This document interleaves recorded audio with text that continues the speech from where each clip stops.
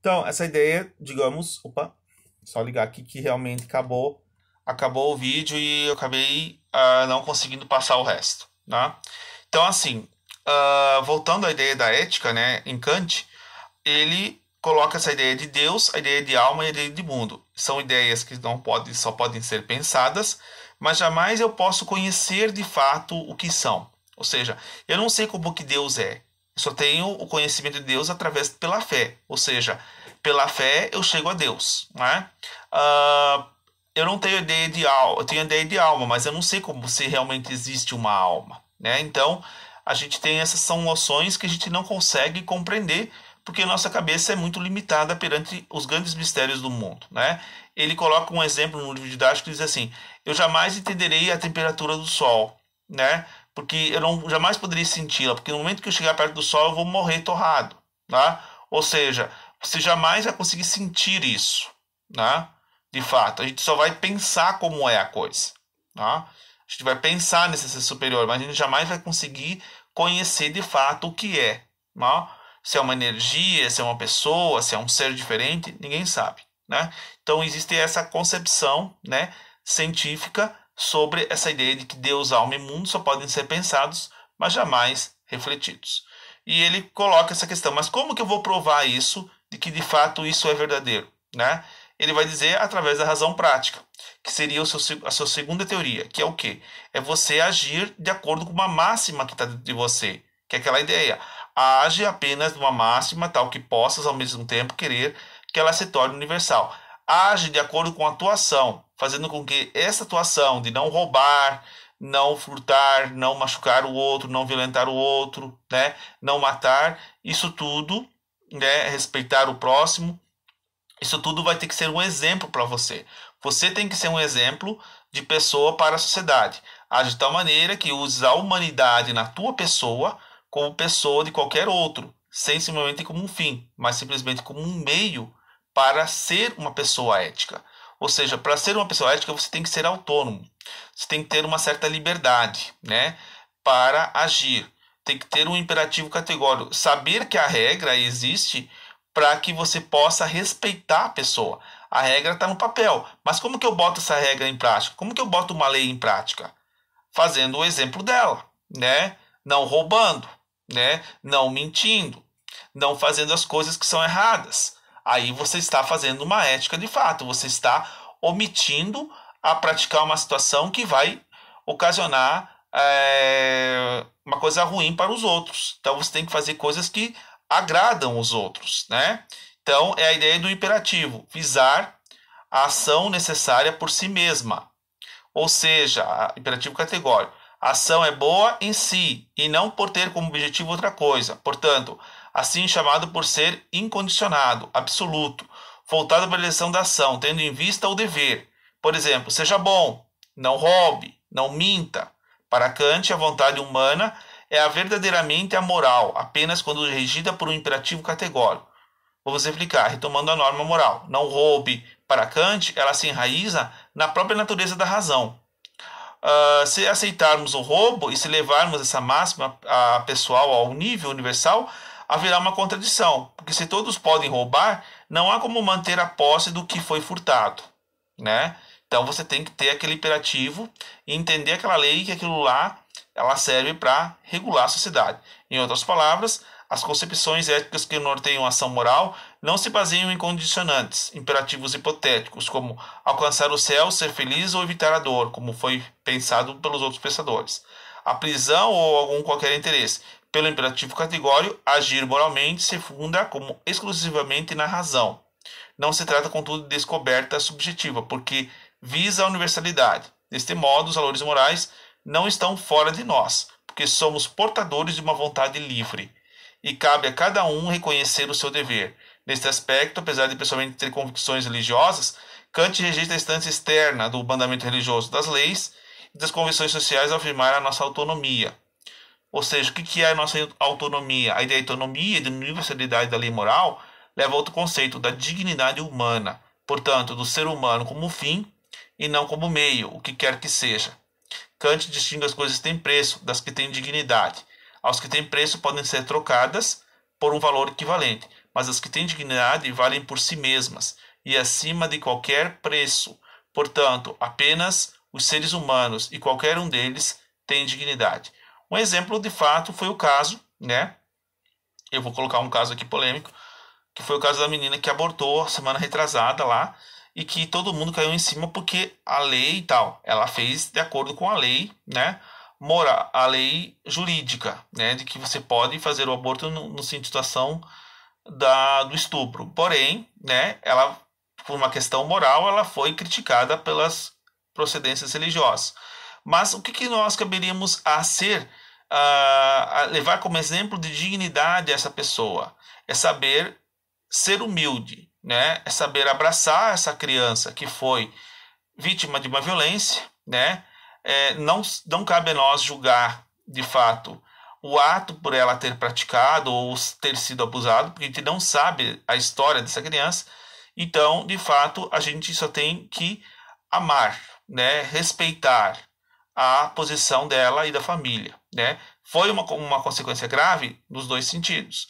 Porém, a gente tem que pensar que são seres humanos, né? E que os seres humanos também podem errar. E quem somos nós para dizermos que estamos certos, né? Não cabe a nós julgar essa situação. Não sei se deu para entender mais ou menos. Bom, com relação ao utilitarismo, que é um outro autor que fala sobre a ética, né? Ele vai dizer, por exemplo, que para nós sermos felizes numa sociedade, a gente também não tem que se basear nas ideias dos prazeres momentâneos, os prazeres da fama, da riqueza, do consumo, e sim nos prazeres racionais. E para isso ele fala que todas as pessoas devem atingir o maior número, a felicidade tem que dar para o maior número de pessoas, ou seja, você deve criar leis e proporcionar uma sociedade onde todos possam ser felizes, até mesmo as pessoas que são consideradas excluídas, as pessoas que são minorias na sociedade, que é o caso dos negros, dos índios, dos homossexuais, ou seja, essas pessoas que não estão dentro de não cabem muitas vezes dentro de uma sociedade que é totalmente tradicional, elas têm que ser acolhidas, elas têm que ter o papel da sua voz, do seu diálogo dentro de uma sociedade, porque tem que se atingir o maior número de pessoas e tem que se viver com o maior número de pessoas na sua mais completa diversidade, na sua mais completa convivência. Ou seja, a felicidade proporcionada para um grande número de pessoas. E deixar menos excluídos possíveis, né? É claro que muitas vezes a gente não consegue agregar todos, né? Porém, sempre, por exemplo, na escola vai haver aquela criança que vai ter uma certa dificuldade maior, vai ter um problema especial maior, deficiência. Então você não consegue abranger de fato todos. Então quando eu tento ensinar para vocês em sala os conteúdos, eu tento abranger o maior número de conhecimentos que vocês possam ter. Eu quero que todos aprendam, né? Mas nem sempre a maneira como eu estou ensinando, eu consigo fazer com que todos aprendam. Porque tem sempre pessoas que têm uma certa dificuldade ou um problema emocional que realmente não conseguem compreender, né? Então, a gente tem que ser cauteloso em determinadas situações, né? Outro autor muito importante foi o autor do Trabalho, que é o caso do Nietzsche, né? Que eu falei que ele faz uma crítica à moral decadente, à moral da tradição religiosa, né? De que acreditava-se que colocava o homem numa situação de submissão. Ou seja, ele faz uma crítica à cristandade pelo fato de ter deixado o homem não exercer a sua vontade de potência. Ou seja, o homem deixou de ser um animal de rapina, um guerreiro, um cara herói que vai lá e enfrenta o medo para se subjugar a uma moral que coloca nós como servos decadentes, né? Como cordeiros, a uma moral de escravo, que ele coloca ali, herdeira do pensamento socrático platônico e da tradição judaico-cristã. A moral de escravos consiste na tentativa de subjugação dos instintos pela razão humana. O homem fera, animal de rapina, é transformado em animal doméstico ou cordeiro. A moral plebeia estabelece um sistema de juízos que o bem e o mal são valores metafísicos transcendentes, isto é, independente da situação concreta vivida. A moral de escravo nega os valores vitais e resulta na passividade, na procura da paz e do repouso. O indivíduo se enfraquece e sua potência diminui. A conduta humana, orientada pelo ideal ascético, torna-se vítima do sentimento da má consciência, o sentimento de culpa, né? Muitas das religiões falam colocam na cabeça dos seus fiéis o sentimento de que, eu pequei, eu fiz mal para o próximo, então eu tenho que me redimir, eu tenho que praticar jejum, eu tenho que fazer penitência para que eu possa, digamos, ter a salvação, né? Então isso para o Nietzsche era catastrófico para um ser humano se colocar numa condição como essa, né? Que o ser humano não tinha pecado, o ser humano era um ser racional que buscava os seus valores, né? A sua visão, né? A sua capacidade de criar, de inventar. Então, como é que ele coloca a moral do Senhor, né? Então, ele vai dizer assim: a moral que visa a conservação da vida e dos seus instintos fundamentais é positiva porque se baseia no sim à vida, configura-se como símbolo da plenitude, do acréscimo. Ela se funda na capacidade de criação de invenção, cujo resultado é a alegria, consequência da afirmação de potência. O indivíduo consegue se superar, atingir o além do homem, é aquele que realiza os valores para desprazer o que o diminui e criar outros que tenham compromissos com a vida. Para além do homem não significa para além do bem e do mal. A dimensão das forças distintas da vontade e de potência permanece fundamental. O que é bom tudo intensifica no homem, o sentimento de potência, a vontade de potência, a própria potência. O que é mal, tudo que provém da fraqueza. Ou seja, aquela ideia de que o homem pode, né, superar-se a si mesmo, né, criar seus próprios valores, criar sua própria independência, né? Então, o que pensa em Nietzsche chega ao extremo individualismo, o amoralismo, muito até o chamado niilismo, para acusá-lo de negar os valores, o que não faz ao jus do pensamento. Ao contrário, o filósofo atribui ao niilismo a moral decadente dos valores tradicionais, que acomoda o ser humano numa mediocridade uniformizada. Destruir esses valores é condição para que possamos nascer valores novos do além do homem, o que só é alcançado pela vontade de poder, também expressão que pode levar a confusões. Não se trata de poder que domina os outros, mas das forças vitais entorpecidas e recuperadas pelo indivíduo dentro de si num dionisíaco dizer assim ao mundo, né? Eu posso, digamos, fazer o meu prazer, né? Achar que eu ir beber ou fazer coisas assim, eu estou certo, mas eu estou criando os meus próprios valores, né? Eu sei que beber demais em excesso é errado, sei das consequências, mas eu sou livre para pensar e fazer aquilo que eu acho que é bom para mim, né? Então ele está dizendo que as pessoas têm a capacidade de criar leis, criar novos valores, né? Transformar as coisas como que não se coloque como um sistema de subjugação e de culpa, né? Perante a situação aí, como eu tinha falado anteriormente. Na questão da ética do discurso de Habermas, né, que é um autor do século XX, ele vai dizer que a ética discursiva recorre-se à razão para a sua fundamentação. Embora sob a influência de Kant, o conceito de razão em Habermas não se reduz ao de razão reflexiva, como muitos pensadores tinham, mas é ampliado numa concepção de razão comunicativa. Entretanto, na razão kantiana, o juízo categórico se fundamenta no sujeito e supõe a razão monológica. O sujeito em Habermas é descentrado, porque a razão comunicativa se apoia no diálogo. Diálogo, não debate, é o diálogo, né? Na interação entre indivíduos do grupo, mediada pela linguagem e pelo discurso. Evidente, na interação entre sujeitos, precisa ser feita sem pressões típicas do sistema econômico, o que se baseia na força do dinheiro ou no sistema político, que se faz no exercício do poder. Nesse sentido, no mundo da economia e da política, os acordos são pactos, negociações, em que prevalecem interesses particulares e, portanto, a racionalidade instrumental. O que é essa racionalidade instrumental? Se usa de um poder econômico e político para você dominar, né? Você usa uma razão instrumental para as pessoas serem dominadas. Aqui dizem, não, você não precisa usar uma razão instrumental para se buscar uma democracia. A base do diálogo e do consenso já é o suficiente para que possamos um dia, né, nos tornarmos uma sociedade coerente, né? Ao contrário, a razão comunicativa é mais rica, porque ser processual construída em relação entre os sujeitos como seres capazes de se posicionar criticamente diante das normas. No entanto, a validade das normas não deriva de uma razão abstrata e universal, Então, um pouco depende da subjetividade narcísica de cada um.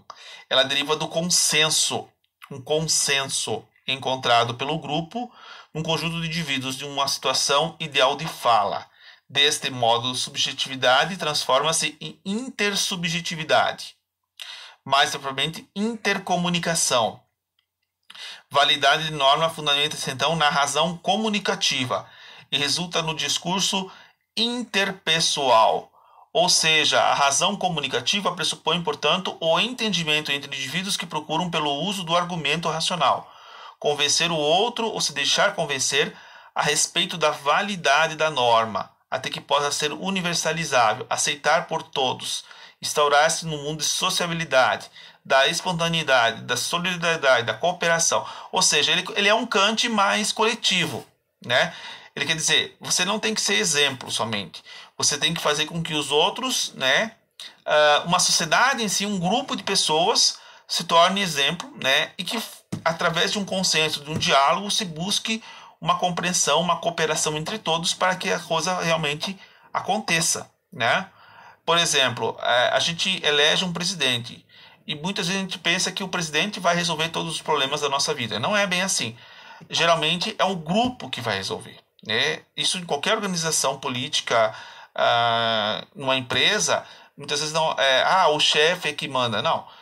O que seria melhor, porque o chefe pode se tornar ditador. O certo seria que o grupo, né, no sentido social, dentro dessa engrenagem pode fazer alguma coisa, né? Pode melhorar alguma coisa. Então tudo isso, né, é um trabalho que tem que ser feito em grupo. Na escola, nós professores também. Não é o diretor que manda. Na realidade, o diretor ele só gesta nós. Nós é que o grupo que faz a engrenagem da educação funcionar, né? Todos os professores trabalham em grupo. Olha, como é que nós temos que pensar a aprendizagem de vocês, assim, assado, tal, conselho de classe, todas essas coisas. Tudo isso é feito um trabalho em grupo, né? O professor não trabalha sozinho, ele trabalha dentro da sua disciplina. Mas para que o colégio inteiro aprenda, né, num sentido mais amplo do conhecimento, a equipe tem que se juntar e criar uma situação em que todos tenham a mesma, né, a mesma fala, o mesmo diálogo, a mesma estrutura de funcionalidade, né? Senão a coisa não anda. Se cada professor trabalhasse no seu particular, de fato a educação não seria eficiente. Então ela precisa ter a cooperação pelos outros, né? E eu defendo aqui, eu defendo na realidade, né, numa questão política que nós vamos falar mais para frente, um parlamentarismo, né? Que é a ideia de que o Congresso deveria governar o país e não uma pessoa só ser o salvador de uma pátria inteira, né? E sim, cada congressista representaria partes da sociedade, uma parte os indígenas, uma parte os negros, uma parte os homossexuais, uma parte o trabalhador assalariado, uma parte o empresário, uma parte o ruralista, uma parte a mulher, uma parte, né, os professores, os advogados, os médicos, né, os engenheiros. Então, o grupo de várias categorias da sociedade como um todo, né, deveriam ser representados dentro do Congresso Nacional. E ali, dentro desse grupo, né, é que se desenvolveria, né, um governo, né, uma organização, uma sociedade organizada, com leis que possam de fato funcionar, né, serem propícias para todos. Então tudo isso mostra, né, que a ética do discurso, né, a ética em si, como lá na Grécia começou com a ideia da política e na idade contemporânea ela voltou, né, para um ambiente político, para um ambiente não mais só individual, mas para um ambiente em sociedade que se comunica, né? Que busca um consenso perante ao que tem que ser feito, né? Bom, o último autor que eu vi com vocês foi o Jean-Paul Sartre, que não está no capítulo 16 do livro. Ele está no capítulo anterior da página 192, né? Dois capítulos anteriores, no final do último capítulo, vocês vão encontrar o capítulo 14, né? No final do capítulo 14, vocês vão encontrar o autor Jean-Paul Sartre, que vai falar da ideia da existência, né? Que o ser humano ele é livre sem Deus, ou seja, não existe uma essência, uma alma para o ser humano. O que existe é a existência. Então, o homem existe, ele é julgado nesse mundo, ele é condenado a essa liberdade e só posteriormente ele vai se definir como um ser vivo, um ser pensante, um homem social, um homem em sociedade. Então, vai demorar um determinado momento em que ele vai atingir de fato, né, a sua liberdade. Então ele fala assim: o homem primeiramente existe, se descobre, surge no mundo e só depois se define. O homem, tal como concebe o existencialista, só não é definível porque primeiramente não é nada. Só depois será alguma coisa, tal como a si próprio se fizer. Assim, não há natureza humana, visto que não há Deus para conceder. O homem é não apenas como ele se concebe, mas como ele quer que seja, como ele se concebe depois da existência, como ele deseja após este impulso para a existência. O homem é mais do que ele faz. Tal é o princípio da sua existência. Então, quando ele se coloca na ideia de que ele existe e que ele é responsável pelo outro homem que está em sociedade, a responsabilidade lhe provoca uma ideia de angústia, lhe provoca uma ideia de depressão, porque ele se torna responsável pela humanidade inteira. Então, toda aquela ação que você fizer dentro da sua liberdade pode ocasionar um problema para outras pessoas. Então, você tem que saber pensar de fato até onde essa liberdade pode ir, né? Até onde a minha ação não vai prejudicar as outras pessoas, né? Então, essa ideia de que você dar liberdade para uma certa pessoa, né, fazer o que quer, muitas vezes você vai condenar. Ah, eu vou, né, eleger aquela pessoa para ser o meu chefe da empresa. Mas, em determinado momento, aquele cara começa a abusar, né, do seu poder. E você acaba se arrependendo porque você foi o responsável, né, de ter colocado aquela pessoa naquele lugar. Ou seja, é essa ideia, digamos, de responsabilidade que torna a pessoa angustiante, né? A tal ação que você praticou, que você colocou lá, você vai ter que responder por aqueles atos. Então ele dizia que muitas vezes, quando nós criamos, né, situações de sociedade, nós achamos que o mundo é o inferno. Então ele vai dizer assim: o inferno são os outros, né? O inferno são as outras pessoas que, de fato, provocam situações. Aí ele vai falar: para alguns autores, vários problemas decorrem do pensamento sartriano, desencadeado pela consciência capaz de criar valores e ao mesmo tempo de responsabilizar-se por toda a humanidade, o que parece gerar uma contradição insolúvel. Sartre coloca-se ao limite da ambiguidade, pois, se por um lado a realização humana e sua liberdade exigem o comportamento moral, por outro lado a moral é impossível, visto que os princípios não podem ser os mesmos para todos os homens. Então, uma coisa que é boa para você pode não ser boa para o outro, né? Uma ação que você pratica, né, pode não ser bom para outra pessoa que está ali vivendo na mesma sociedade que você, né? Isso vai ocasionar, de fato, problemas. Então, a gente tem que saber, né, ter o respeito à diversidade, o respeito à capacidade, à liberdade de cada um, né? O respeito ao exemplo de cada um, o dever que cada um tem que obedecer à lei, porque a lei coloca a sociedade de maneira regulada, né? E dessa forma, a gente obedecendo, tendo uma consciência daquilo que a gente está fazendo de certo ou errado para uma outra pessoa, você vai acabar no futuro, né, buscando esta felicidade que não se sabe se ela é 100% completa. Mas, de fato, você consegue atingir até um certo grau, né, ser uma pessoa consciente, ser uma pessoa correta. Então, basicamente, era esse o conteúdo que eu queria falar para vocês, no sentido da ética e da moral. Espero que eu tenha explicado bem, tá? Espero que vocês estejam fazendo os questionários, que vocês estejam lendo o livro, vendo as outras aulas, porque somente assim é que vocês vão conseguir tirar uma nota boa. Não adianta ir lá fazer atividade no soco. Ah, vou fazer a prova e me livrar. Não. Leia, faça as atividades anteriores, faça a revisão, né? Faça os trabalhos de recuperação, faça os trabalhos anteriores. Aí sim que o professor vai corrigir lá no final do trimestre para ver se realmente tem mais algum aluno, né, que não está fazendo. Bom, eu acho que agora, né, que nós estamos quase em setembro, é a hora de tentar jogar um impulso forte. Não, vamos tentar tirar uma nota boa, porque daí assim no final do ano, vai estar todo mundo tranquilo para poder passar, né? Vocês lembram que o terceiro trimestre ele multiplica por 2, né? Então, vocês fiquem atentos. Então, tem que tentar, pelo menos, se esforçar, né? E tentar passar de ano. Nós estamos numa situação difícil. Não temos outro meio. A gente está disponibilizando essas aulas, as videoaulas para vocês poderem compreender. Agora, se vocês não se interessar, eu não posso fazer mais nada, né? Fiz Meet, fiz revisão, dei a prova, dei atividade, né? A gente faz o máximo, né? Só que vocês também têm que correr atrás, né? Eu não posso ficar obrigando ninguém. Cada um é livre para pensar no que tem que fazer, tá bom? Um grande abraço e boa prova, boa sorte para todos vocês.